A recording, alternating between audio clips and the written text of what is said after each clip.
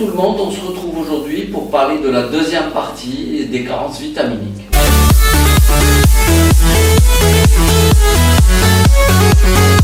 Dans la première partie, nous avons parlé des généralités concernant les vitamines et spécialement les vitamines liposolubles. Aujourd'hui, nous allons traiter les vitamines hydrosolubles. Si vous n'avez pas encore regardé la première partie, je vous invite à la visionner. La spécificité des vitamines hydrosolubles, en cas de carence, ça va générer des signes cliniques de déficience, mais en cas d'excès, il n'y a pas de signe de toxicité, contrairement aux vitamines liposolubles qu'on a évoquées à la première partie. Les sources de ces vitamines restent essentiellement alimentaires. Ils vont être absorbés par transport actif, à l'exception de la vitamine B3. Cette absorption se fait au niveau de la partie proximale de l'intestin grêle, sauf pour la vitamine C et B12, où elle se fait au niveau de l'ilium terminal. Ils interviennent comme coenzymes dans les voies du métabolisme cellulaire. Leurs fonctions sont souvent intriquées, donc mélangées, c'est le cas de la vitamine B6, B9 et B12, qui vont générer des déficits combinés en vitamines hydrosolubles. Donc en gros, les signes cliniques vont se résumer à une défaillance des fonctions coenzymatiques. Les carences en vitamine B1, nous allons retrouver deux types de symptomatologie, une symptomatologie neurologique et une symptomatologie cardiologique. Tout d'abord, le beriberi sec avec une atteinte neurologique périphérique et centrale. En ce qui concerne l'atteinte périphérique, nous allons retrouver une polyneuropathie sensitivo-motrice, un type de dégénérescence de la myéline sans signe d'inflammation. Quant aux atteintes centrales, ce sont souvent des formes graves avec des troubles mnésiques, donc troubles de la mémoire, de l'irritabilité, des troubles du sommeil, une encéphalopathie de Wernicke ou syndrome de Korsakoff. L'amélioration est assez rapide en cas de supplémentation, sauf pour le Korsakoff. La deuxième forme de la carence en vitamine B1, c'est ce qu'on appelle le beriberi humide, avec essentiellement une cardiomyopathie non obstructive. Dans les stades avancés, on peut retrouver une insuffisance cardiaque congestive.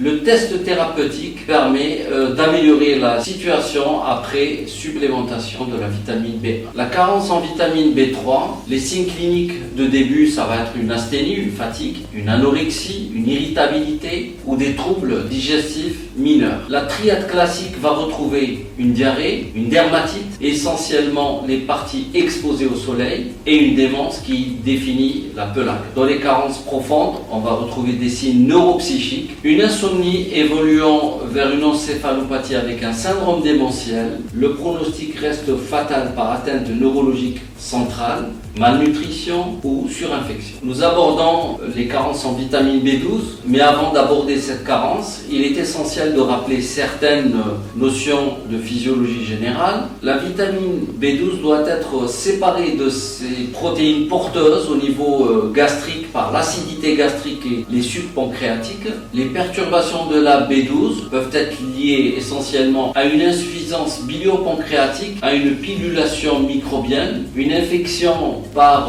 Helicobacter pylori, une gastrite atrophique antrale, un alcoolisme et bien sûr des médicaments comme les antiacides.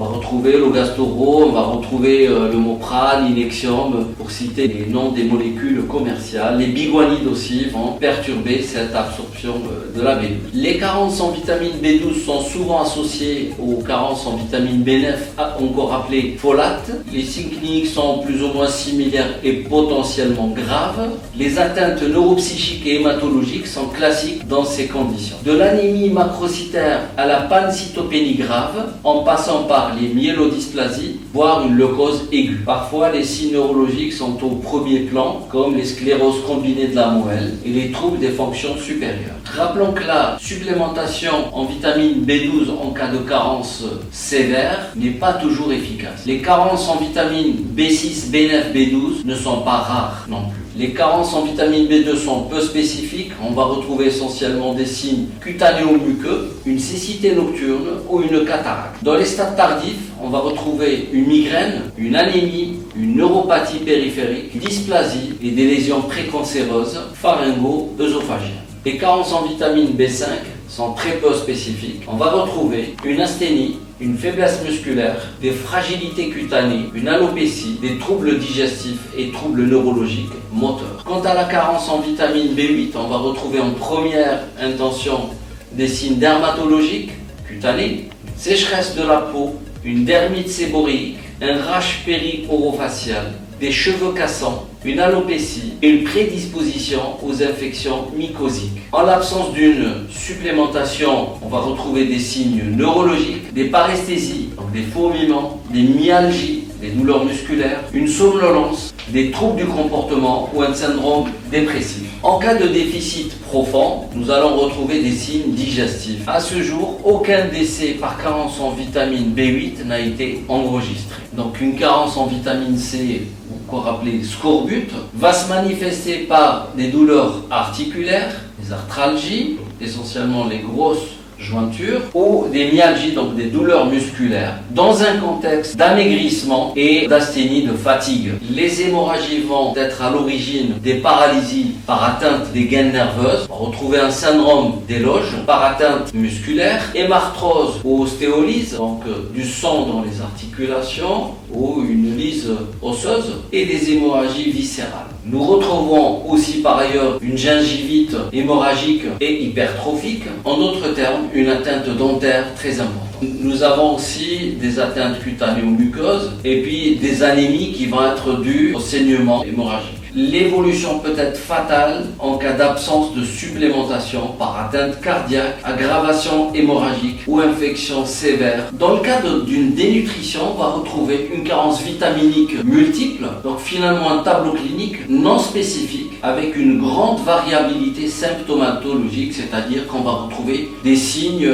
divers et variés qui ne vont pas avoir une orientation diagnostique précise. Nous retrouvons un amaigrissement massif en cas de dénutrition, responsable de tableaux de cachexie pseudonéoplasique, comme une personne atteinte d'une pathologie cancéreuse avec des perditions importantes, voire des tableaux de kwashiorkor. La conduite à tenir reste basée sur une supplémentation nutritionnelle globale en vitamines, en sels minéraux et en apport protéino-énergétique. Le diagnostic positif et étiologique, c'est-à-dire le diagnostic qui va confirmer une carence vitaminique et le diagnostic de la cause de la carence vitaminique. Dans les pays en voie de développement, les carences vitaminiques sont multiples en rapport avec des états de malnutrition, donnant des tableaux cliniques non spécifiques avec une symptomatologie importante. Dans les pays développés, les déficits sont sélectifs en rapport avec des habitudes alimentaires atypiques, comme les régimes végétariens, les véganes, etc. Je précise tout de même que cette séparation n'est pas absolue, car chez certaines catégories de la population, comme par exemple les personnes âgées, on va retrouver des carences multivitaminiques, ou chez les enfants et les femmes enceintes. La confirmation d'une carence repose sur des dosages directs et indirects de vitamines, mais aussi des tests diagnostiques qui sont aussi des tests thérapeutiques. On finit cette partie en parlant un petit peu de la prévention. D'abord une alimentation équilibrée tant sur le plan quantitatif que qualitatif, donc respecter un équilibre alimentaire, féculents, protéines, les fruits et les légumes sont très importants par rapport à l'apport en vitamine C, en calcium et en fibres. Chez les personnes âgées, on peut envisager une supplémentation en vitamine B12, B9, voire la vitamine D. Attention à la consommation d'alcool. Ne pas oublier de bien supplémenter les femmes enceintes en folate, donc en vitamine B9. En cas de surcharge pondérale ou d'insuffisance d'exposition au soleil, bien supplémenter en vitamine D. Bien entendu, la chirurgie bariatrique et spécialement dans les bypass duodénal switch, la supplémentation est nécessaire, voire obligatoire. Un polyvitamine, la vitamine B12, calcium, la vitamine D, et en fonction des bilans biologiques, on adaptera cette supplémentation. Bien entendu, les enfants, il faut aussi les supplémenter en vitamine D, en fluor. Les sportifs aussi de haut niveau ont besoin d'avoir une supplémentation en fonction de leur discipline. Et enfin, en cas de carence vitaminique, ne pas oublier que les signes cliniques vont avoir un aspect partiel et un peu caricatural. Merci pour votre attention et surtout n'oubliez pas que vous êtes l'acteur principal de votre propre santé.